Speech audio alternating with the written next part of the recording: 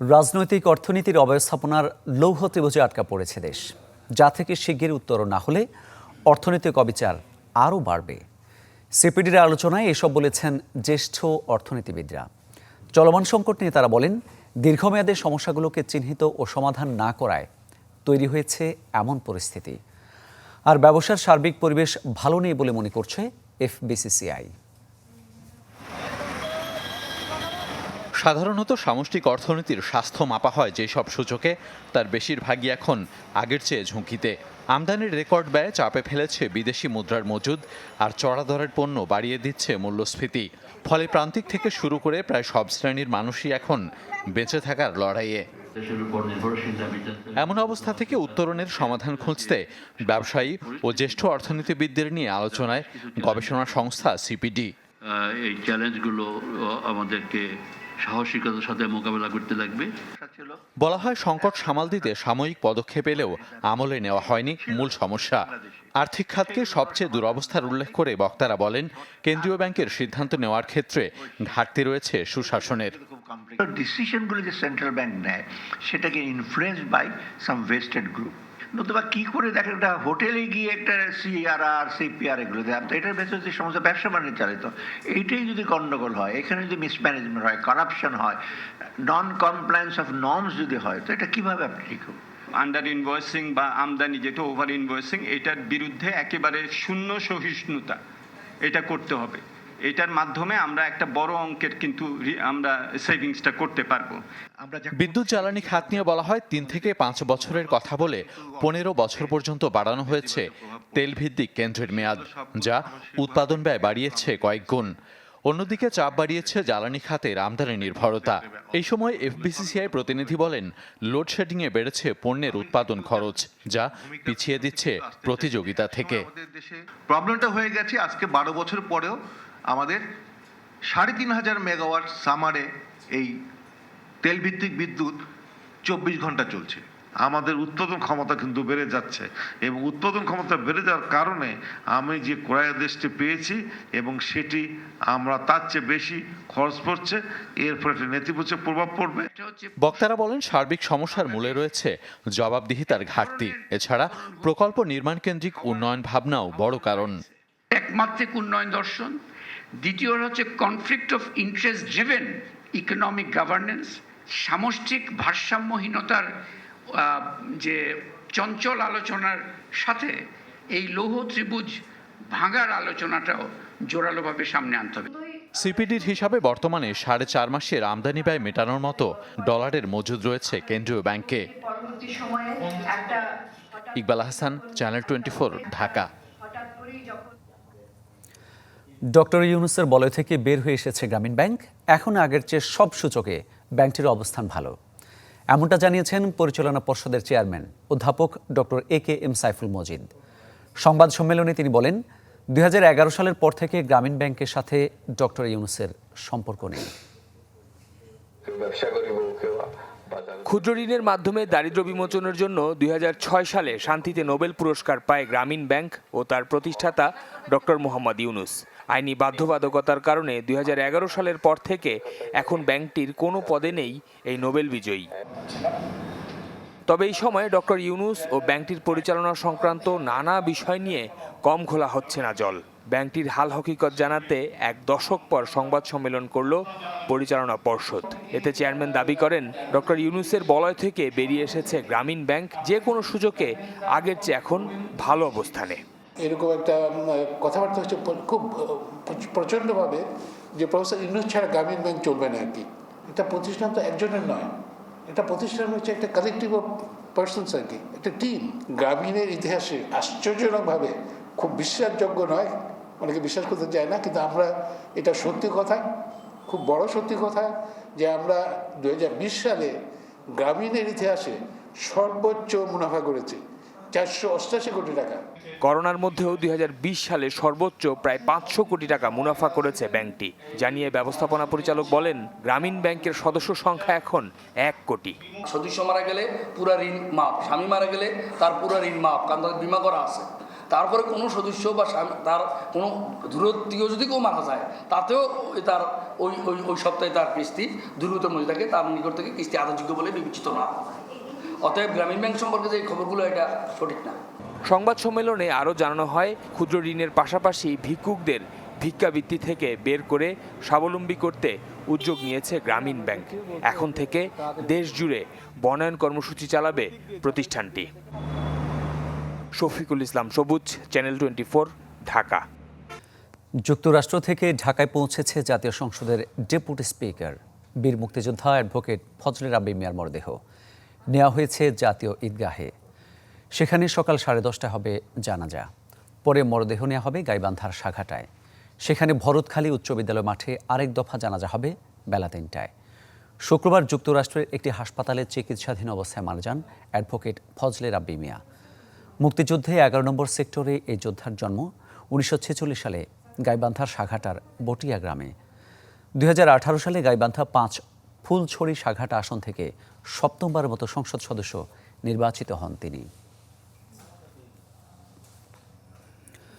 উপজেলা পর্যায়ে 24টি কারিগরি প্রশিক্ষণ কেন্দ্র চালু করতে যাচ্ছে সরকার। উদ্দেশ্য, বিদেশগামী শ্রমিকদের দক্ষতা বাড়ানো। আগামী বৃহস্পতিবার কেন্দ্রগুলো উদ্বোধন করবেন প্রধানমন্ত্রী শেখ হাসিনা, যাতে প্রশিক্ষণের পাশাপাশি মিলবে বিদেশ যাত্রার নানা তথ্য ও সহায়তা। মুন্সিগঞ্জ ও গোপালগঞ্জ ঘুরে এসে হাসনাত রাব্বি রিপোর্ট, ছবি তুলেছেন নাসির উদ্দিন ভূঁইয়া। উন্নত জীবনের আশায় প্রতিবছর প্রবাসে পাড়ি জমান অন্তত কয়েক লাখ শ্রমিক। এ যাত্রায় দালাল চক্রের ফাঁদে পড়ে প্রায় বরণ করতে হয় দুর্বিষহ জীবন। আবার দালালের জাল ছিঁড়ে ভালো চাকরি জোগাড় করতে পারলেও দক্ষতার অভাবে অনেকেই পান না সঠিক মজুরি। বিদেশ যেতে আগ্রহী এমন যুবকদের দক্ষ করে তুলতে এবার নতুন করে নজর দিচ্ছে সরকার। প্রথমবারের মতো উপজেলা পর্যায়ে চালু হচ্ছে 24টি কারিগরি প্রশিক্ষণ কেন্দ্র। বিদেশে কাজ করতে যেয়ে যাতে আমরা সম্মান পাই, যাতে আমরা কাজ জানি এটা প্রমাণ হয়, তার একটা সূতিকাগার হবে ট্রেনিং সেন্টারগুলো। বিদেশ যাবার জন্য যে ওরিয়েন্টেশন আছে, শর্ট কোর্স আছে, অন্তত 15,000 মানুষ এখান থেকে শর্ট কোর্স পাবেন। কেন্দ্রগুলোতে চলছে শেষ সময়ের প্রস্তুতি। ধোয়া মোছার সাথে চলছে রং আর ঝালাইয়ের মতো টুকটাক কাজ। 23 জুলাই উদ্বোধনের অপেক্ষায় থাকা এমন বেশ কয়েকটি প্রশিক্ষণ কেন্দ্র পরিদর্শন করে জনশক্তি কর্মসংস্থান ও প্রশিক্ষণ ব্যুরো। অদক্ষ হয়ে গেলে তো বেতনও কম হবে, মর্যাদাও কম হবে। এই টিটিসিগুলো একেবারে গ্রাম পর্যায়ে খেটে খাওয়া মানুষ, তাদের বেকার সন্তান বা 18 বছরের উপরে যে বাচ্চাগুলো আছে, এক্ষুনি কাজ করা দরকার। তারা এখানে প্রশিক্ষিত হয়ে বিদেশে যাবে এবং দেশেও তারা কাজ পাবে। 28 জুলাই প্রধানমন্ত্রীর উদ্বোধনের পর চলতি বছরই চালু হবে 24টি কারিগরি প্রশিক্ষণ কেন্দ্র। আমরা এখানে কোর্স করানোর পরেই ছাত্রর সাথে আমাদের রিলেশন শেষ হবে না। এরপর আমরা তার পাসপোর্ট করাতে সহযোগিতা করব। তারা যাতে বিদেশে অল্প খরচে সহজে যেতে পারে, আমরা সেই ব্যবস্থাটা করে দেব। যে কোনো রাষ্ট্রের অর্থনীতির ভিত গড়ে দেয় সে দেশের কারিগরি শিক্ষায় প্রশিক্ষিত জনগোষ্ঠী। প্রতিবেশী ভারত বা চীনের দিকে তাকালে সেটা ভালোভাবে লক্ষ্য করা যায়। বাংলাদেশও যে সে পথে হাঁটছে, এমন কারিগরি শিক্ষা প্রতিষ্ঠানের উদ্বোধনের মাধ্যমে সরকার সেটাই প্রমাণ করল। হাসনাত রাব্বি, চ্যানেল 24, গোপালগঞ্জ।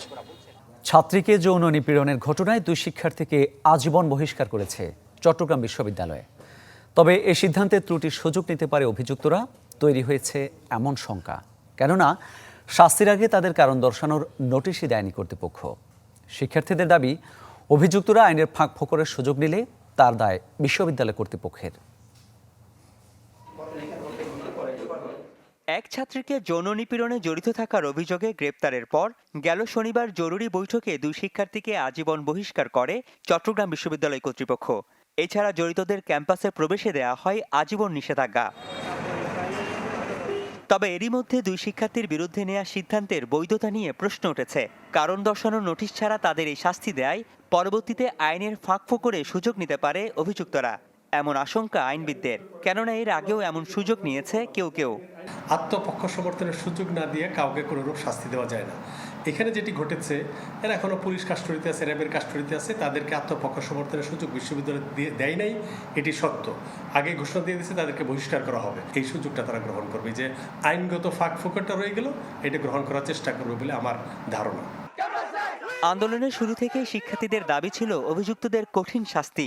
গ্রেফতার ও বহিষ্কারের পর তাই শিক্ষার্থীদের মাঝেও আছে স্বস্তি। তবে তাদের দাবি, আইনের ফাঁক গলে অভিযুক্তরা বাড়তি সুবিধা পেলে তার দায় নিতে হবে কর্তৃপক্ষকে। এই শিক্ষার্থীরা কোনোভাবে উচ্চ আদালতে গিয়ে আবার ক্যাম্পাসে ফিরে আসে বা পরীক্ষা দেওয়ার কোনো সুযোগ পায়, তাহলে আবার কেউ না কেউ এই ধরনের একটা চিন্তাভাবনা করবে যে এই ধরনের অপরাধ পেলে আমিও পার পেয়ে যাব। কোনো বিন্দু মাত্র যাতে কোনো ফাঁক ফোকর না থাকে আইনের, যাতে তারা আবার আসতে পারে ক্যাম্পাসে। আমরা কোনোভাবেই চাই না তারা আবার আসুক। ওনাকে এমনভাবে শাস্তি দেওয়া হোক যাতে কোনোভাবেই উনি আর ছাত্রত্ব ফিরে না পায়। আমরা এটা প্রশাসনের কাছে জোর দাবি জানাচ্ছি। তবে এই বিষয়ে খতিয়ে দেখার কথা জানান বিশ্ববিদ্যালয়ের প্রক্টর। এটা যেহেতু আইন রিলেটেড বিষয়, ব্যাপারটা আমি আসলে উত্তর দিতে না দেওয়াই সমীচীন মনে করি, কারণ বিশ্ববিদ্যালয়ের প্রশাসন এই জিনিসগুলোর উপর এখনও কাজ করছে, খতিয়ে দেখছে। গেল 17 জুলাই রাতে ক্যাম্পাসে এক ছাত্রীকে যৌন নিপীড়নের অভিযোগ ওঠে। এই ঘটনায় র্যাবের হাতে গ্রেপ্তার হয় বিশ্ববিদ্যালয়ের 2 শিক্ষার্থী সহ 5 জন। রনি দত্ত, চ্যানেল 24, চট্টগ্রাম। নারায়ণগঞ্জের রূপগঞ্জে দিনে দুপুরে অস্ত্র দেখে স্বর্ণের দোকানে চাঁদাবাজির ঘটনা ঘটেছে। চাঁদা দিতে রাজি না হওয়ায় মারধর করা হয় দোকান মালিককে। পুলিশ জানায়, অস্ত্রধারী তরুণ সরকারি মুড়াপাড়া কলেজের একাদশ শ্রেণীর ছাত্র। ঘটনার পর থেকেই পলাতক সে। আসান সাদিকের পাঠানো তথ্য ছবিতে ডেস্ক রিপোর্ট। দিন দুপুরে চাঁদাবাজি। শনিবার রূপগঞ্জের মুড়াপাড়া বাজারের ঘটনা। নারায়ণগঞ্জের রূপগঞ্জে একটি স্বর্ণ অলংকারের দোকানে অস্ত্র দেখিয়ে চাঁদাবাজি করতে যায় কয়েকজন যুবক। ভুক্তভোগী জানান, চাঁদা দিতে রাজি না হলে এক যুবক কোমর থেকে অস্ত্র বের করে তার দিকে তাক করেন। তাতেও চাঁদা দিতে রাজি না হলে কয়েকজন তরুণ সিসি ক্যামেরার সংযোগ বিচ্ছিন্ন করে তাকে মারধর করে। 2 বার ফায়ার করার চেষ্টা করছে। এর ভিতরে আমি নরম হই নাই দেখা এরা আমারে এই পরে দোকানের ভিতরে মারপিট করছে। মারপিট করে আমি ডাকাত বলে চিল্লেন দিছি, পরে তারা মাইরে চলে গেছে। কিছু হইলেই বাজারে জোর দেয়, এবার অস্ত্র লইয়া আমার বাজারে দোকানদারের নিরাপত্তা হীনতায় ভুগছে। দ্বিতীয়বার যাতে এইসব ঘটনা না ঘটে তার জন্য আমরা প্রশাসনের দৃষ্টি আকর্ষণ করছি। পুলিশ জানায়, ঘটনার পর ওই দোকানের সিসি ক্যামেরার ফুটেজ দেখে অস্ত্রধারী তরুণের পরিচয় নিশ্চিত করা হয়েছে। সে সরকারি মুড়াপাড়া কলেজের একাদশ শ্রেণীর ছাত্র। ঘটনার পর থেকে পলাতক রয়েছে ওই তরুণ। সিসিটিভি ফুটেজের যে ব্যক্তি অস্ত্র প্রদর্শন করেছিল তার ইতিমধ্যে আমরা তার পরিচয় শনাক্ত করতে সমর্থ হয়েছি। তাকে গ্রেপ্তার করে আইনের আওতায় আনা হচ্ছে এবং অস্ত্র উদ্ধারের চেষ্টা চলছে। এই ঘটনার পর নিরাপত্তা নিয়ে আতঙ্কিত ভুক্তভোগীর পরিবার। Desk report, channel 24। সাফ যুব চ্যাম্পিয়নশিপের খবর জানাবো। আজ শুরু হচ্ছে টুর্নামেন্ট। উদ্বোধনী ম্যাচে নেপাল মালদ্বীপ মুখোমুখি হবে বিকেল 4:30টায়, আর সন্ধ্যা 7:30টায় বাংলাদেশ খেলবে শ্রীলঙ্কার বিপক্ষে। দুটি খেলাই হবে ভুবনেশ্বরের কলিঙ্গ স্টেডিয়ামে। ম্যাচ ঘিরে আত্মবিশ্বাসী বাংলাদেশ দল। জয় শুরু করতে চায় টুর্নামেন্ট। দলে যেমন ইনজুরি সমস্যা নেই, তেমনি প্রস্তুতিতেও কোনো ঘাটতি ছিল না, জানিয়েছেন হেড কোচ পল স্মলি। অধিনায়ক তানভীর হোসেন মাঠে নামার অপেক্ষার কথা তুলে ধরেছেন। প্রতিটা ম্যাচই তার কাছে ফাইনাল। টুর্নামেন্টের আসল ফাইনাল 5 অগাস্ট। তবে বিপিএল খেলে আসায় কিছুটা ক্লান্তি থাকতে পারে বলে মনে করেন কোচ। গতকাল ক্যাপিটাল প্র্যাকটিস গ্রাউন্ডে অনুশীলন করেছে বাংলাদেশ দল।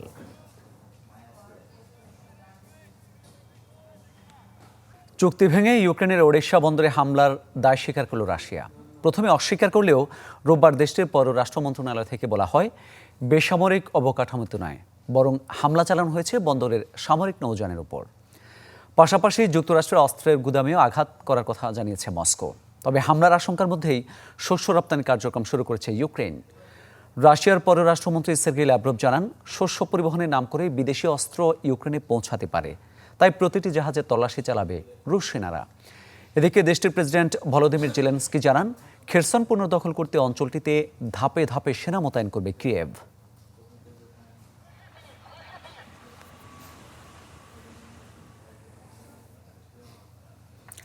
আজ শপথ নিচ্ছেন ভারতের প্রথম আদিবাসী রাষ্ট্রপতি দ্রৌপদী মুর্মু। শপথ অনুষ্ঠান ঘিরে নেওয়া হয়েছে ব্যাপক প্রস্তুতি। দায়িত্ব নেওয়ার পর বেশ কিছু সুযোগ সুবিধা পাবেন তিনি, যা পেয়ে আসছিলেন দেশটির অন্য রাষ্ট্রপ্রধানরাও। ভারতের রাষ্ট্রপতিরা ঠিক কি কি সুবিধা পান, তার কিছুটা তুলে ধরছেন আশ্বাস চৌধুরী।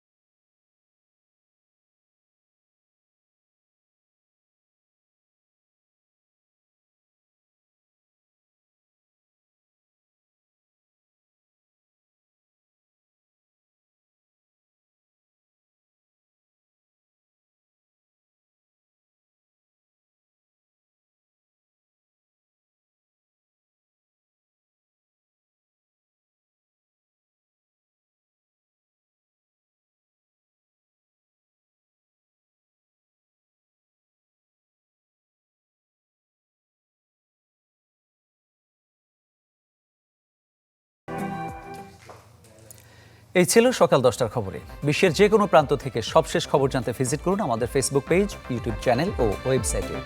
এতক্ষণ সঙ্গে থাকার জন্য সবাইকে ধন্যবাদ।